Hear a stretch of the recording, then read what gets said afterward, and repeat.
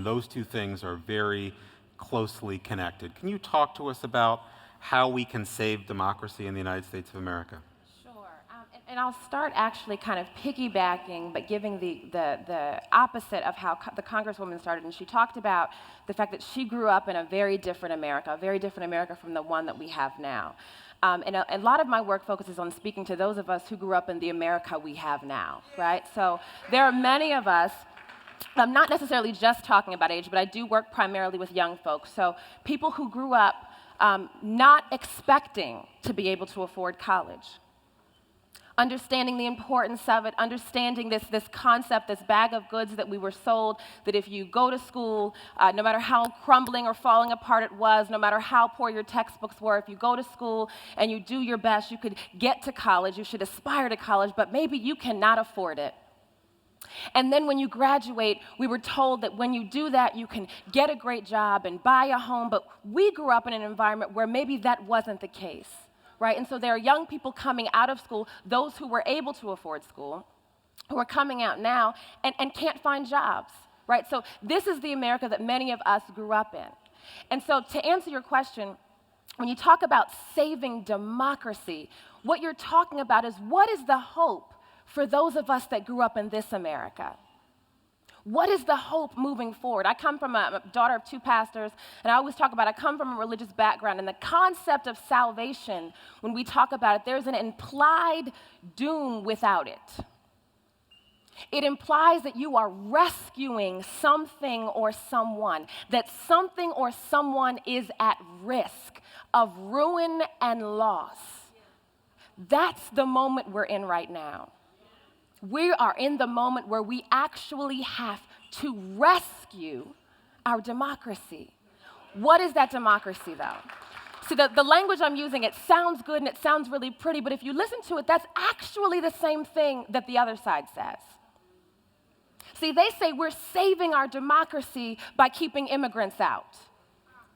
They say we're saving our democracy by limiting the role of government in our society. So what do we mean when we say we're saving our democracy? So when I hear that concept, for me, when I think of all of these themes and principles and values, I think of people.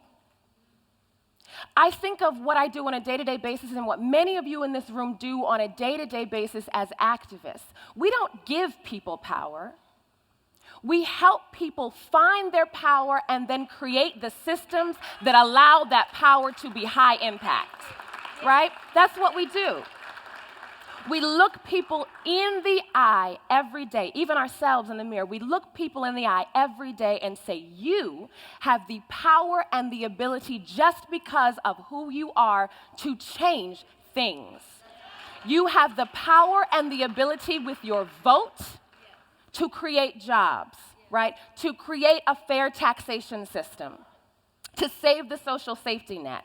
The underlying principle to everything we do, everything we believe, everything we're talking about, the underlying value that enables us to talk with power is that people have power. And that is what our democracy is, and that is what is under siege. When I talk to young people every day, they say, well, what's going on? What really is the problem? Right? Like, I get it. I understand. We don't have jobs. That I know. But how do we fix it? I'm not an economist. I'm not a labor union leader. I am not a congresswoman. How can I fix it? That's democracy. And over half of the states this year have tried to pass or pass legislation that suppresses votes, that suppresses voters. Before I walked up here, Leo said, he said, don't call it voter ID. It's not ID, it's suppression. I said, don't worry, I got that. Because I know, and because I talk to the people who are most impacted. It impacts all of us. But then there are some folks who are consistently at the short end of every stick. Let's just be honest. It's low-income people, working-class people, people of color, young people. I fall into every one of those categories. That's what we're talking about. That's what voter suppression is. I don't know how I'm going to be able to, at a later date in life, much later, have some children and look at them in the eye and say, corporations are people? I don't know how to explain that. I don't know how to wrap my mind around that. That's a problem. That's what we're fighting. That is threatening our democracy. Campaign finance reform. These are the fundamental, these aren't the sexy issues, right? This isn't education reform. This isn't getting jobs back. This isn't the stuff that causes you to join an organization and wear a sticker and a banner, but this is the stuff that makes all of that possible and that threatens all of that work. So Deepak, to answer your question, we have to get out in the streets. We have to make our voice heard. We have to call things out for what they are. They're threatening our way of life and our democracy, and fundamentally, people are trying to take away our power. And that is what this next phase of our movement has to be. And to me, that is the underlying social contract to every other contract we've discussed this morning. Yeah.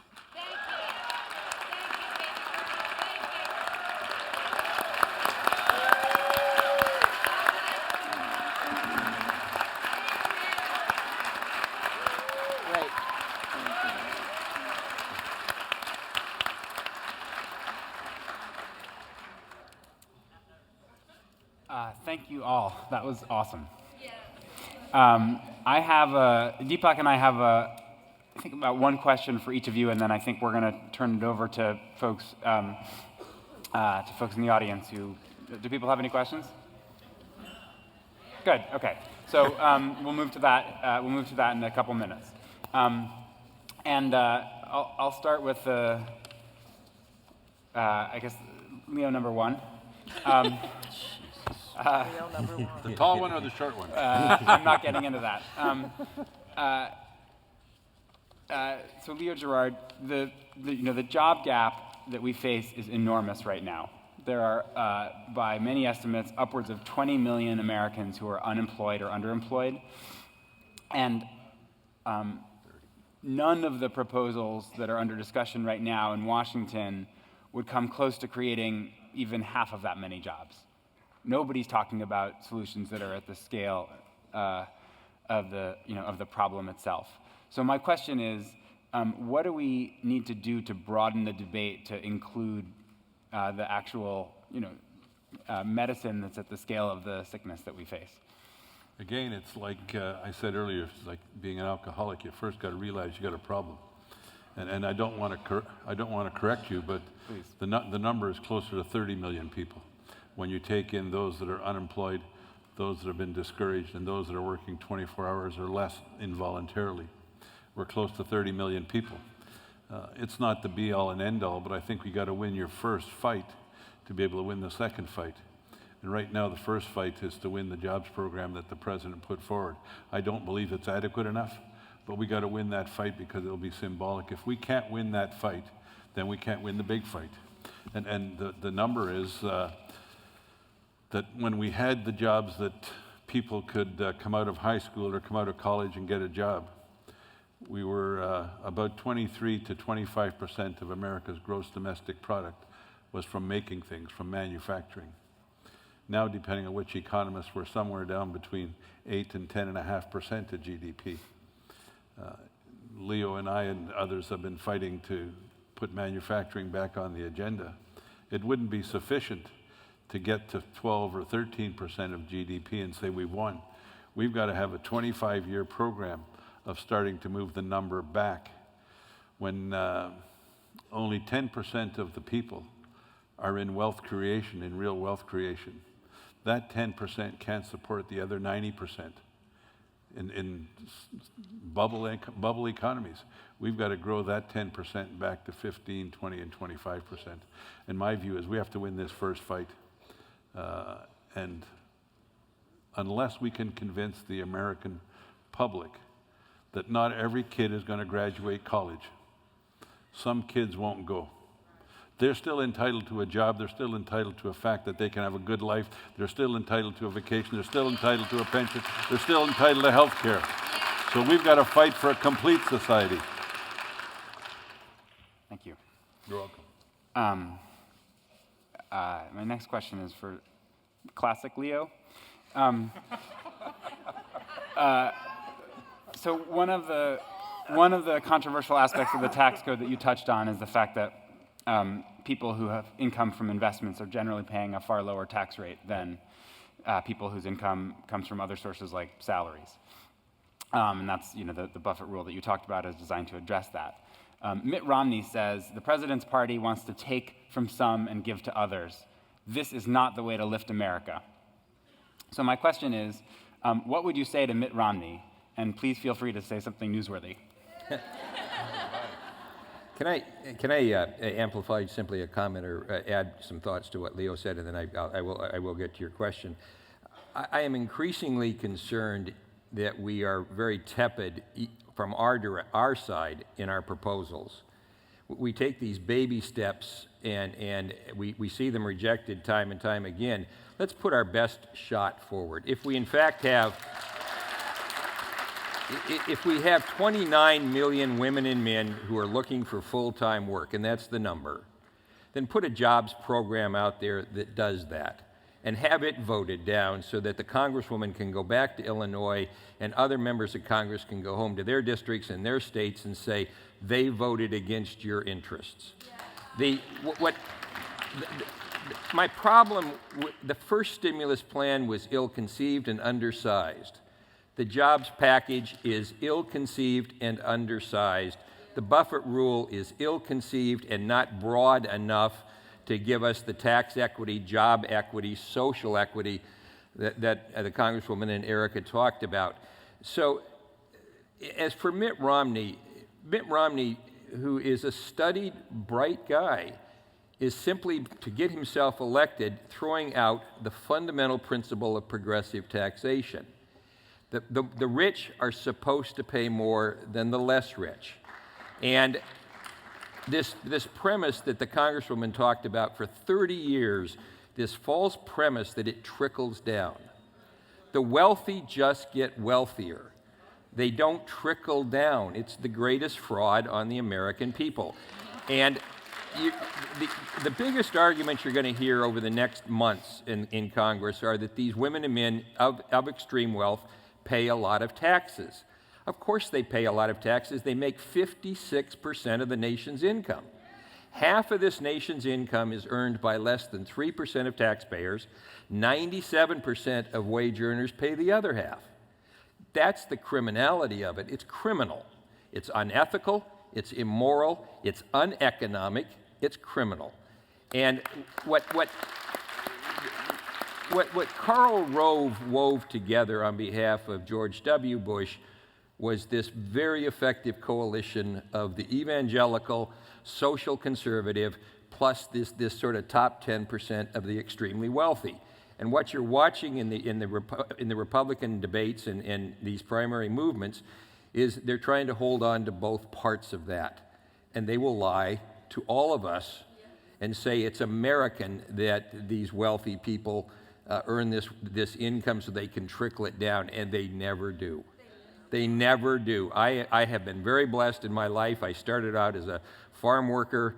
My father sold shoes before I left home, and it was never going to be a trickle-down environment, and Reagan perpetrated this fraud, and we've lived with it for 30 years.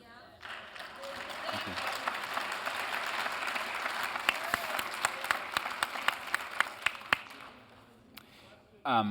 So Congresswoman, too often it feels like we have these amazing progressive champions like you in Congress who are waging this lonely and thankless fight. You're sort of the remnant band of humans in the Terminator after the machines have taken over. It's sort of these scrappy but well-armed progressives kind of trying to battle for their existence inside Congress, in an institution that's stacked against you. And then you have progressive groups on the outside. We're struggling to make ourselves heard inside Congress. And it doesn't always feel like we're actually working together that well. And so my question is, how can we do better at backing each other up? What are the best examples you've seen or dreamed about of progressives inside and outside of Congress working together to give each other more leverage? Okay. First of all, I am blessed with the fact that I am not conflict averse. So this is a good, sort of personal quality. But beyond that, I also don't feel isolated and alone because I identify more with this movement of people than I necessarily do with the insider game. And I have more faith in this group of people as well to make the change as an organizer myself. In 2005, George Bush proposed privatizing Social Security. Now, you may remember when that proposal was first made, it actually had a slight majority support in the country. People thought it sounded like a fairly good idea. Well, I'll control a portion of my money, and the stock market, I can make more money than I would just leaving it in Social Security. We knew otherwise. We, being the leaders of our movements, people and progressives all over the country and in Congress, knew that was not the case. And so an incredible inside-outside strategy was developed where we went all over the country. There was not a place that George Bush could go without a group of seniors and supporters having signs, "Hands off my Social Security." It was a magnificent campaign that about midway changed the polling, so now the majority of Americans were able to see the light. And at the end of the day, that proposal was dropped and discredited, at least for then. Back now, still discredited, I believe. And so we can do that kind of campaign. And that's exactly what we need to do right now with all of these proposals, with our jobs. I think the big three really are going to be jobs, the president's jobs bill. Can I say one thing? Do I have any time left? Okay, I'm looking at the timekeeper. It's not just creating jobs. I had a bill that creates 2.2 million jobs. But think of the FAA situation. 4,000 FAA workers were furloughed, but 70,000 construction workers lost their jobs because they couldn't continue building on airports. So the inextricable tie between jobs that government will create and the effect that it has in the larger economy. And so I think that, when you talk about the president's bill, his plan was to jumpstart the economy, and I think it will have a greater effect than even the number of direct jobs that it may create. So it's jobs, it's protecting Social Security, Medicare, and Medicaid. Those will be on the front lines, and it is tax policy. I think this will be part of the debate. Fairness is really wrapped up in the whole tax policy, and we need to have very clear strategies on how we mobilize people, how we work together, how we embrace what's going on. And we talk about Wall Street, but there's also, I want to thank, if there's Wisconsinites here, for setting off a prairie fire in the Midwest that also took hold around the country. Those are the movements we need to embrace. Thank you. So, Erica, you, among many other things, are an innovator, and you come from this amazing community at Cell. And so, not to put you on the spot or anything, but can you give us 3 or 4 great ideas for things that we could all do to make this contract a reality? That's great. So I will, since you put me on the spot, I will give a quick plug just so people know what my organization is. Citizen Engagement Lab is an incubator for online people-powered projects. So organizations like Color of Change and Presente.org, strong organizations. My organization has helped to build and support them, and so we're starting a lot of new programs and projects. But the fundamental principle behind all of that is how can we use technology, popular culture, and traditional organizing and activism to galvanize and mobilize groups of people in new and creative ways. So one of the ways, and Move On has done a terrific job, and the American Dream Movement has done a terrific job of giving folks opportunities to organize in their communities. Very basic, simple, low-hanging fruit actions. So coming together, having house parties, coordinating, marching and storming, those are very aggressive words, visiting your local, your local representative's office. I want to make that point that you don't necessarily have to come here to DC to do that work, and I know all of you all know that. But so those aren't necessarily the most innovative ideas. Those are basic ones that are low-hanging. I think where the innovation comes in is how can we use the tools and the resources that you all have and are adept at using to actually amplify your voice. So we do creative things like encourage folks to take video cameras that are either on your phone or flip cams and send your messages to Congress. And then actually create platforms online using Facebook and Twitter where you can build the momentum for the on-the-ground work that you're doing. And I want to be clear. Online work has to be connected to offline work. That is the principle of how this works, right? And so online work is a tremendous, tremendous way to amplify the impact of what that offline work is. So if you're interested, I have like 30 seconds left. So if you're interested in more ideas, please see any of us. I know that Justin has some terrific ones, Deepak too, and myself as well.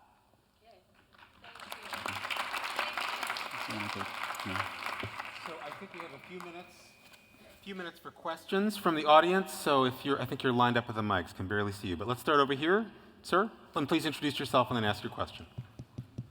Hi, I'm Peter Burr. I'm from Tennessee, and Marsha Blackburn is my congressman. Storming her office is my favorite activity, by the way. My question is that many southern states, including Tennessee, can legitimately claim that because of policies that go directly against all the things that we stand for, things like right to work for less, busting unions, tax policy, and so forth, that they have vastly improved the economy of the South, basically by robbing all the jobs from the North. Now we have a new Volkswagen plant in Chattanooga that everybody is going crazy over, where auto workers will be getting $12.50 an hour.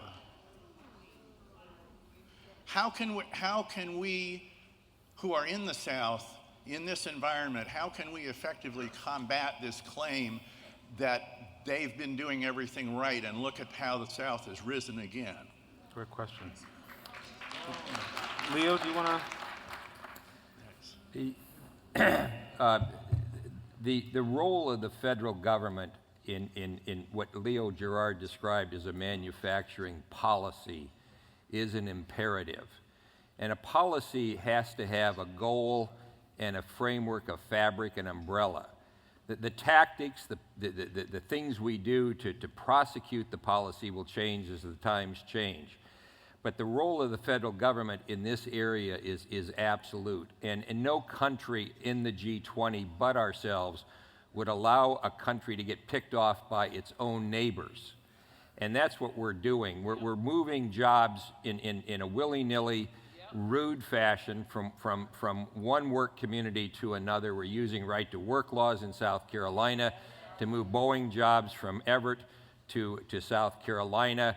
We're watching the restart of the Saturn plant in Tennessee with wages at half the level that they were before the plant shut down. And we're watching in Chattanooga the same thing developing. What Leo and I and others always hoped to find was what we were promised in Iowa, which was this fabric, this manufacturing policy. And to decry the role of the federal government in these areas is to have an ineffective policy. A manufacturing policy would cover all of the issues that we've heard about today. They would address Erica's democracy concerns. They would address the Congresswoman's job equity concerns. They would address Leo's concerns about the proper balance of manufacturing and service jobs. They would address my concerns about taxation and funding and tax equity. And they would also, and something that Leo and I would always add, is that they would also have a trade policy. And so when we fix Detroit the next time, we would insist for the quid, the quo is jobs in the U.S. into the future. They would not be allowed to grow their companies in a way that was unfair to the women and men in Detroit, just to advantage the women and men of Chattanooga and the Saturn plant outside of Nashville. And that's what you mean by having a policy. Our president promised us a policy. I believe he's committed to a policy, but we don't have, as an activist group, we don't have a message to him as to what that means to us. And that's what we have to bring forward from today's council. Let me try to just jump in on a couple of what Leo said. One of the things that's happening is that because we have no strategy and no policy, we're being forced to compete against other countries. When I leave here today, I'm going up on the Hill to a small rally opposing the passage of the 3 trade deals that are being brought forward. And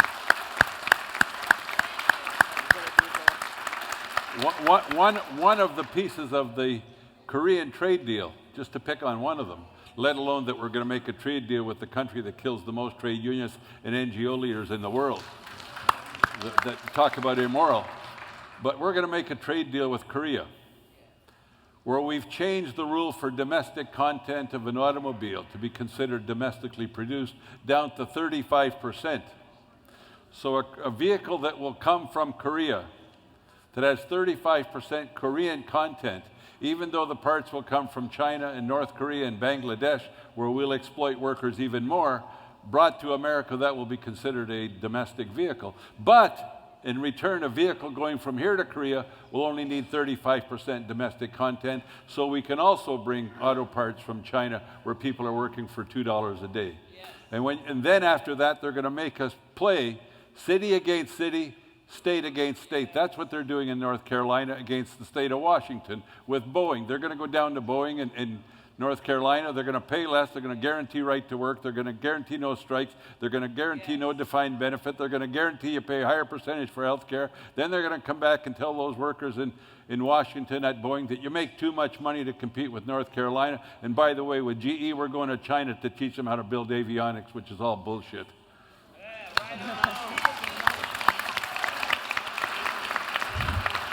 The young man at the mic over here, please. Hi, my name is Cameron. I'm from North Carolina. Shout out to all my fellow North Carolinians. A few of you touched on the subject of the rising cost of college tuition. I myself, I'm about to go back to school to get a bachelor's degree. My 4-year tuition is going to be around $60,000, the majority of that coming from student loans, not including interest. A big thing is creating jobs, but if we cannot afford to go to school to get the training for these jobs, there's no point. So how do you suggest we fix the issue of the cost of college to make that dream more affordable and more possible? Great question. Jan, do you want to take that? Which is like good as Harvard. Well, I'll start with that. $7,000 a If year. we recognize that educating our students like yourself is a national priority, then the federal government has an appropriate role to make that easier for you. There have been cuts in Pell Grants. The loans are fine, except that I have met so many young people who feel that they can't even really begin their lives because they owe so much. The college payment is more than their portion of the rent in the apartment that they share, and they don't know how they're going to go forward. So we need to have more grant programs. We have to insist that the colleges and the universities, particularly the public ones that receive public support, particularly mostly at the state level, recognize their obligation to the community as well. Even books are now out of reach for so many students. If you have kids, you know what it costs to buy even a textbook. I think that's a ripoff, frankly, and a good deal for somebody that's making a lot of money. So I think we need to step in, acknowledge the necessity of getting you through college without this burden of debt, and make it a national priority. We can do it. The thing that I would add Go ahead, Erica. I would also add just a couple of things to that. There are proposals out there for loan forgiveness and forbearance programs. There's also increased investments in community colleges. I know your question was specifically, you're going to a 4-year institution, but the majority of college students are actually going part-time and are in community college. So also I would just add those two items to what the Congresswoman said. Can I just, Leo, quickly. Can I just further add that we need to go back to the principles of the GI Bill, that the woman or man wanting an education should define the education. And it has to be sensitive to those young women and men who don't want to go to college but want to work in the trades, want to, as Erica said, want a community college education, not a 4-year institution. So we have to look at education as a personal decision. We can't favor the collegiate young students and disfavor, so to speak, the people who want to go to other institutions. Yeah, but if I could say one thing about that, we're finding that some of the proprietary schools are glomming onto the new GI Bill, and we have vets coming out that are, again, kind of being ripped off by some of the schools that see this pot of money and are now grabbing for it. So what I want to do is I watch want to out. take one last question from this side and this side, so if we could have... Hello. Oh, I'm so sorry. I was blinded by the light. Go ahead, please. There is no middle in this. Okay. I think that Mr. Hindery, as Economic and Trade Advisor to nominee Obama, and Congresswoman Schakowsky represents the 9th Congressional District in Illinois, and therefore may have some inside knowledge about Obama. Progressives supported Obama in 2008, and we're going to support him again in 2012. But we have a question that nobody has sufficiently answered, at least to my satisfaction, and perhaps the two of you really know this. Why would President Obama select Tim Geithner, a former president of the New York Federal Reserve, one of the people who helped the Wall Street crash happen? Why would he pick Summers, director of White House National Economic Council, when we know, there was all kinds of baggage there? Why would he appoint Robert Gates as head of the defense when he was part of the reason of what was happening in Iraq? That's my question. It's an inside Democratic Party question as to what are maybe some of the flaws within the Democratic Party itself and the DLC. Jan? I would like to. Let me just say very candidly to all of you that we could spend our time griping about the Obama administration, and many of those things would be legitimate. And Barack Obama, I do go way back with Barack Obama. We both served in the legislature. The difference between the Democratic agenda, the president's agenda, and what we would get if people are not energized and mobilized. All you have to do is watch 5 minutes of one of the Republican debates. The very idea that those people aspire to be president of the United States is horrifying. It's horrifying. So I'm not even going to disagree about some of the choices, but what I am going to say is that I do feel that this is a moment of a crossroads in our country. And if we let those people win because we are not out there inspiring people to get out to vote, then shame on us. And it is a huge challenge. Erica talked about the deliberate efforts at voter suppression that's going on right now to make sure that our voters can't get to the polls. We need to fight back, we need to organize, and we better win in 2012.